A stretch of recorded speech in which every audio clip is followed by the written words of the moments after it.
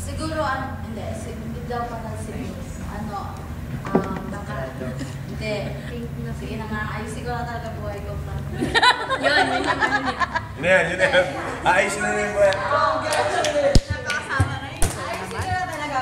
Si Paul naman. Si Laban. Ayos? Sabi, ayusin mo buhay man. Oo.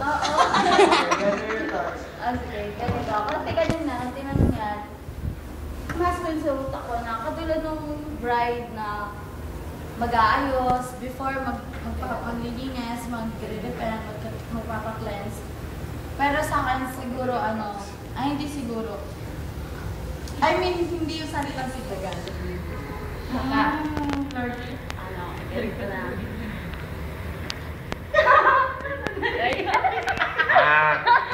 Hindi, Makakatira, naglawakan na lang po.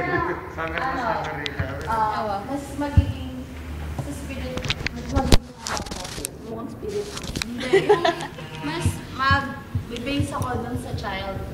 Like, Child life na kailangan yung parang depende ako sa doon. Mayos ka. Like, hindi sanay ako sa makapag-seryoso kasi naman hindi naman ako nakikinig. Showbox! Nakakano ka, showbox! Meditate na namin. Showbox. Hindi na ako Totoo na to. Sabi ko kasi... Ayaw kanina hindi totoo yan. Bakit ka bakal? Oo, hindi. Nakatinim pala.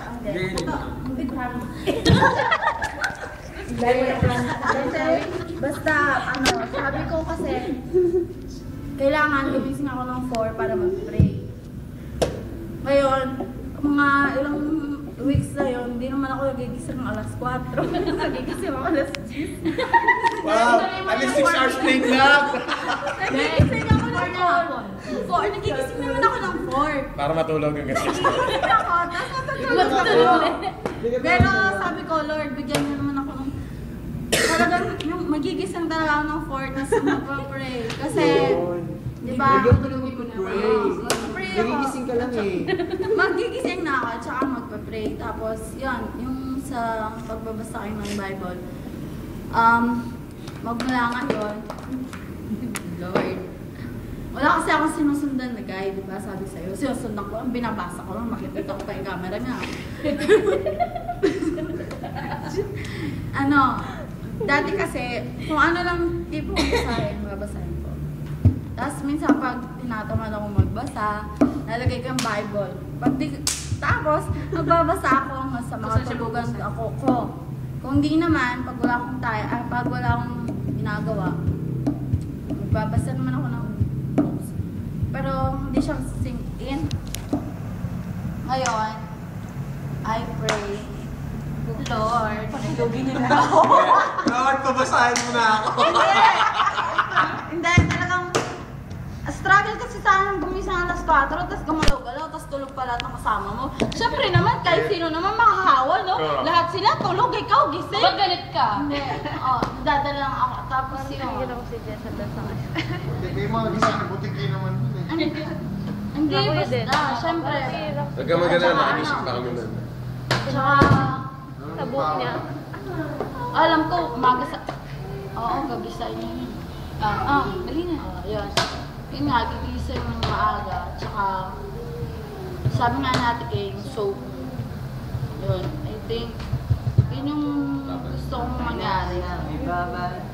Tsaka, parang, yung sa mga nitong huling araw, yung parang, sobra na yung parang, ang dami ko namang alam na English quote, pero hindi ko siya nagagamit. Parang mas gusto ko na yung simple lang. Katulad nga ni Chunam, di ba? Binasa ko sa book niya. Sabi niya, bakit ako, Lord?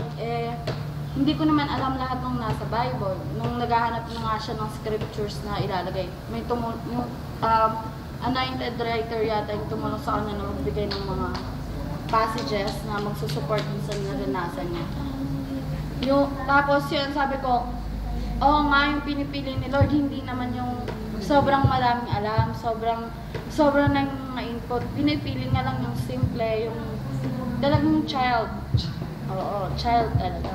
Kaya, yon siguro as a bride, Dapat child. dapat child. Sa bride dapat child. Correct. Na as a bride, yung childlike pa rin. Child like. Yun na yan. Oo. Ilang kasabi, pinabang mo pa. Eh, kasi kayo eh. 2 minutes. Tapos na? So, yung action plan mo, gigising ka na sa Correct. Oo, gigising. Yours. Siya ka mag-childlike na daw siya. Forever. Hindi mo manifest. Hirap din kaya